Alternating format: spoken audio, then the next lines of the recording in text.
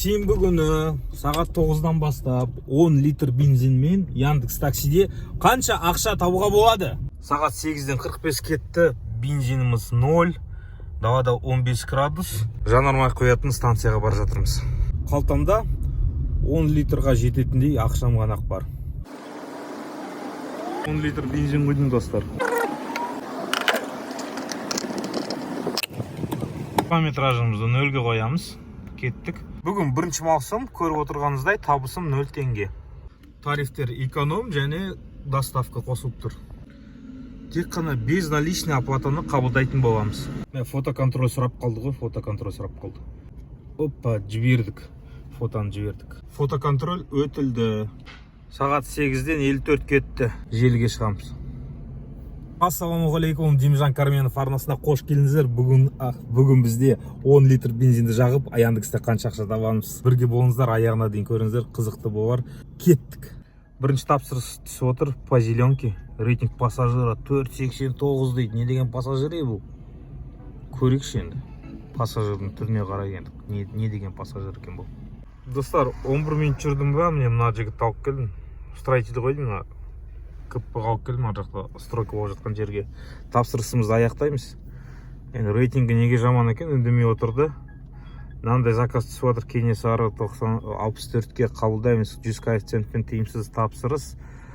Бірақ зеленка ұзақ заказға нормально табуға болады. Ұмытып кеттім сіздерге айтуға. Яндекс берген тапсырыстардың барлықтарын аламыз, желіден шықпаймыз.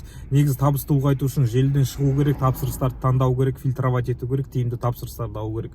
Оны қалай істейміз, тапсырыстарды қалай ұшырамыз десеңіздер, осының алдындағы шыққан бейнероликтерімді қараңыздар. Аяғына дейін қарап шығыңыздар, аяғында окошко болып шығады, терезе болып. Сол бейнероликтер өтіп қарайсыздар, табысты қалай ұлғайтуға болады екен. Ал бүгін тәжірибе. Яндекс қандай тапсырыстар береді? Жалпы Яндекс біздің табысымызды реттейді. Яндекс берген тапсырыстардың бәрін аламыз. Өйткені Яндекс алдын ала біледі, қандай тапсырыс, қандай шақырымға, қандай бағаға шығатын. Сондай тапсырыстарды водительға береді және оны мәжбүрлейді осы тапсырысты алу үшін. Өйткені активностін жоғалады. Яндекста бычыт болып отыр бәрі. Сол енді Яндекс бізге тапсырыстар береді. Яндекс сол 10 литр жанармайымызды жағып, Яндекс бізге қандай табыс береді екен? Осылай дұрыс болады. Осы роликтің тақырыбы. Достар, 20 минут жүріп келдім, 20 минут. Жаңа қай подъезд деп сұрап отырмын да, екінші подъезд, бірінші подъезд. Әйел адам отырған ғой. Ұйықтап қапты. Оятып жүргесін ғой, қайтем енді. Ояттым енді, келдік. Басқа клиенттер цепочкамен түсті, байланбай заказдар түсіп отырды, бәрі атмені беріп отырды ғой деймін. Қайта түсіп берді. Тапсырысымызды аяқтаймыз. 1390 теңге келдік қой, 20 минут, достар, 11 шақырым. Кеттік. Екінші тапсырысымыз бізде Жәнібек Тарханы әуезовға барамыз. Бұл 400 коэффициентпен түскен тапсырыс қой. Кеттік, достар. 7 минут жүрдім, 7 минут, 7,5 минут. Тапсырысымызды аяқтаймын. Бағасы 1060 теңге, 400 коэффициентпен қабылдаған тапсырыс қой. Келесі тапсырыс 550 коэффициентпен, достар, 550 коэффициентпен кеттік. Светофорда тұрып қалдым, достар, светофорда. Как раз промежуточный итоги көрсетейін деп едім. Міне 3 тапсырысқа 2566 теңге таптық. Жаңағы 10 литрға кеткен шығынымыз 2050 теңгені 21 шақырым жүріп 50 минуттың ішінде 56 минут. Өйткені сағат 9-дан 50 кетті, міне достар, сенбесеңіздер, сағат 9-дан 50 кетті. Жаңағы 3 тапсырысымыз 21 шақырым жүрдік. Ақтап алдық. 10 литр бензиніміздің ақшасын шығарып алдық. Енді қалтамызға жұмыс жасаймыз. Достар, 13 минутта келдім, тапсырысымызды аяқтаймыз. Бағасы 13 минуттың ішінде 1340 теңге таптық. Достар, аяқтадым. Мына бір қарындасымызды алып келдім. 13 минут жүріптің, жаңағыдай. Қанша таптың? Мен ба? Ой, Яндекс. Интернет-най Яндекс емес. Интернет-най. Тігідік. Билайн. Жаңағыдай 1360 теңге тауыппын ғой. Достар, бара жатырмыз. Тапсырысқа қандай тапсырыс екен? Көрсетем қазір. Йо-май-йо дейсің ғой. Яндекс. Шаршаттың сен, попутчиктармен ше бізді. Мынандай заказ ғой міне. Мынандай жерден зеленкамен ғой, мынандай екі адамды алып кетіп, мынандай жерге апарамыз. Одно только радует, бір ғана более-менее мына жақ коэффициент жанып тұратын шығар, енді жанатын шығар, мына жақ коэффициентпен бір заказ қабылдайтын шығармыз енді. Мына жақ көрдіңіздер ғой, мына жақ зонада жұмыс істеу керек. Бірақ мен таңдай алмаймын, достар. Яндекс берген тапсырыстарды қабылдап отырмын. Бұл тәжірибе ғой, тәжірибе. Эксперимент.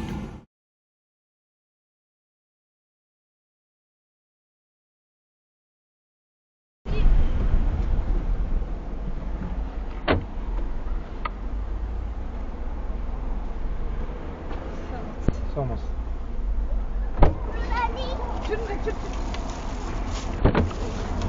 Бес адам, 4 адамнан артық алмаймын. Жайменіздер.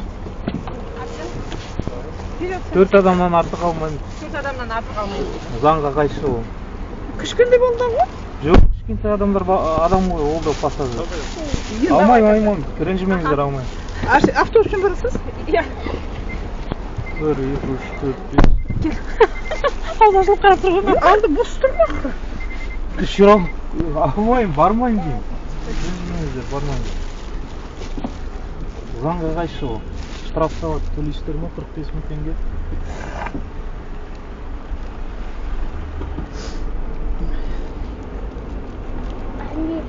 Қайға баратын білемін? Жаққа дедім ма? Мен бармаймын. Ау? Мен бармаймын. Неге? 4 адам. Балалар болса да, общий 4 адам. Түсіп кетейін деп тұрсыз ба енді? Иә. Заңға қайшы келмейді ол. ПДД оқыңыздар. Нешеуміз біз қазір? Қазір бір нәрсе оқыса мен соттап жібереді. Алда. Медина, сен сол баланы алып кетші. Сиди. Болды. Сиди. Ау. Болдық қой? Арсен қайда? Сіздер бара беріңіздерші, мен екінші машинаны шақырып Иә. 4 адам ба? Иә. Қайда? Негізі балаларды да болмайды, детский кресло. Нұрали, бер отыр.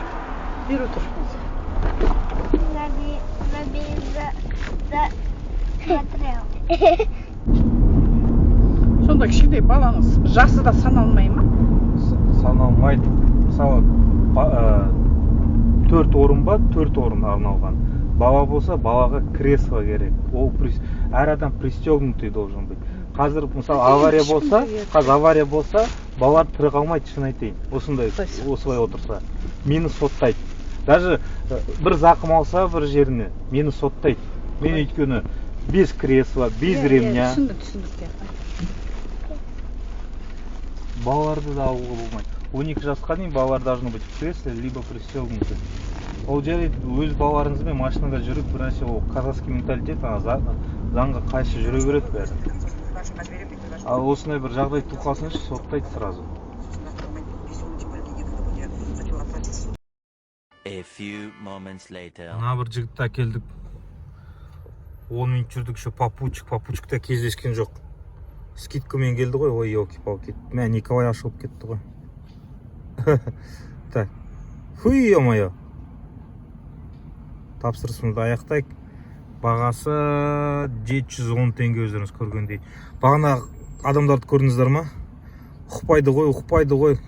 4 адам ғана. Тем более ше балаларды ала салдым, мен балалармен. Енді маған жаман оценка қоям екен. Достар, 58 шақырым жүрдім. 2 деление бензин. Қашан тез бензин бітеді? Шаршадым, аяқтайықшы бұл кезекті. Достар. Заң бойынша, білмеймін, әкімшілік құқық кодексінің бабы бар. Балалар 12 жасқа дейін не болу керек? Пристегнуты специальным устройством дейді ғой. Мысалы, жасына байланысты ременге дополнительно тағатын бұғайнан үшкіріш не бар. Не болмаса детский кресло болу керек та, не бустер деген, вообще младенецтарға арналған. Сондай болу керек негізі. Заң бойынша бізде Қазақстанда бұл не сақталынбайды. Және де Яндекс енді функциясын қосты ошо детский кресло деген қосуға болады, бірақ детский тариф деген жоқ. Бізге тариф керек, детский тариф керек. Болған Қазақстанда, болған, ол бірақ жүрмей қойды. Көрдіңіздер ме? Мемлекет талап етпесе, мемлекет құқық қорғау органдары ГАИ қызметкерлері рейдтер жүргізмесе, ОПМ жүргізбесе, бәрін штрафовать етпесе, осылай балаларды алып жүрген үшін штраф беріп жатса, тиісті штрафтарын, сонымен водительдер тасымайды, сонда клиенттер жауап береді, сонда Яндекс түсінеді. Сосын Яндекс детский тарифті мәжбүрлі түрде қосады. Қазір оған ешкім талап еткен жоқ, Яндексте қосқысы келмейді. Сол оқысы негізі. Менде бір таныс адам бар, қазір вообще балаларды алмайды. Условно сотталған ол. Аварияға түскен, бала отырған, бала зақым алған, скорыйғадан бас тартқан балалар, өз айтқан, страховка аласыздар, Яндексте страховка бар негізі. Біз поехали деп басамыз ғой, пассажирмен біздің денсаулығымыз сақтандырылған. Просто аварияға ТП-ға түсіп қалған кезде тапсырысты аяқтамау керек. Тапсырысты аяқтамау керек те поддержкаға жазу керек. Сосын егерде зақым алсаңыздар, денсаулыққа зақым, скорый келген кезде бүкіл справкаларын жинап аласыздар да, сосын поддержканы айтады, бір страховой компания бар, ұмытып қалдым менде, осындай бейнеролик болған специальный страховка жайлы. И Яндекс денсаулыққа байланысты, қандай зақым келгеніне байланысты, справкаға қарап, барлық документтердің, ГАИдан документтер, авария болған бәрін жинап апарасыздар страховкаға. Андай ұмытып қалдым, қандай страховка екен, қай компания екен, страховой. Содан беріледі денсаулыққа зақым келген үшін водительға да, пассажирға да. Бірақ тапсырысты аяқтамау керек, поддержкаға жазу керек. Страховка қай уақыттан бастап действует?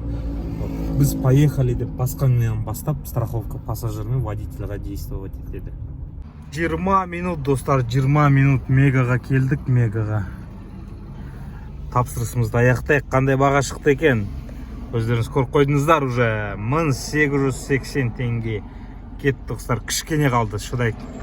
Достар, 27 минут келдік, 28 почти что тапсырысымызды аяқтаймыз. Өздеріңіз көргеніңіздей, бұл деген ең мықты суммада бүгінгі кезекте 2160 теңге дейді, достар. Сонымен сағат 12:36, 3 сағат 40 минут желде болдық. Қанша таптық?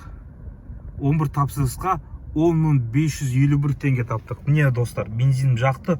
10 литр бензин жағып, 78 километр шақырым жүріп, 10.551 теңге таптық. Ваш баланс поднялся выше деп қояды еще. Достар, неге 78, неге 100 шақырым? Менде 10 литрға 100 шақырым жейді ғой. Ой, 100 шақырымға 10 литр жейді ғой. Примерно 100 шақырымға 12 литр жейді даже. Вот, потому.